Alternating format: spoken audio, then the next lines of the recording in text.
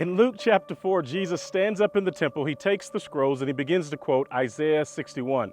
He declares that he is the anointed one which the Spirit is upon to do several things.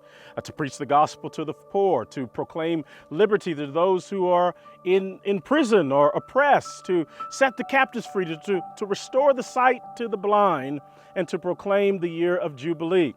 What Jesus is saying is that he is the anointed one, and when he does this, he sits down and says, today this scripture is fulfilled in your hearing.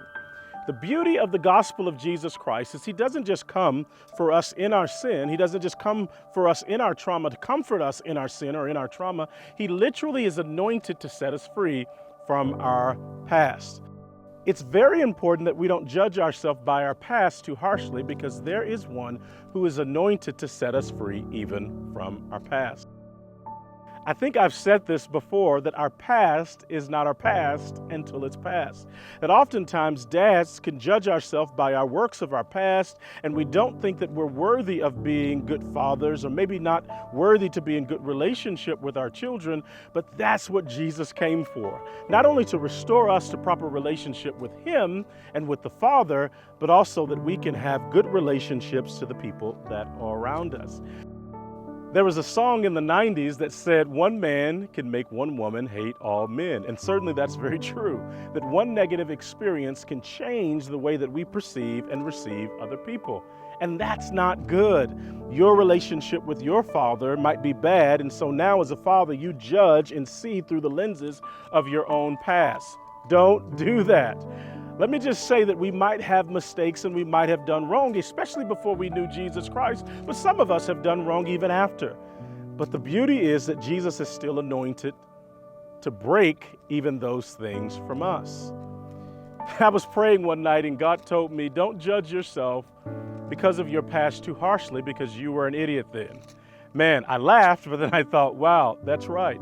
Before I came to him, I was in my sin. I was wrong. Maybe I didn't understand the precepts of God or any of these things, and I didn't acknowledge him for who he was. Maybe I had a bad outlook and a bad perspective, and it caused me not to see my future the right way.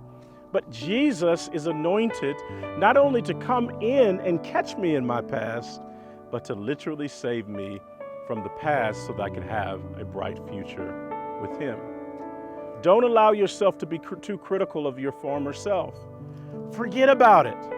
Paul says in Philippians, forgetting those things which are behind us, but pressing towards the mark of our higher calling. We understand that Jesus is the one that we go after, and certainly he's the perfect man, and we can't be that way. And the mistakes of our past are real and they're tangible. But there is one who is anointed and anointed enough to heal us from the mistakes of our past so that we can change our future. So don't allow yourself to judge your former self too critically as if you're still that person.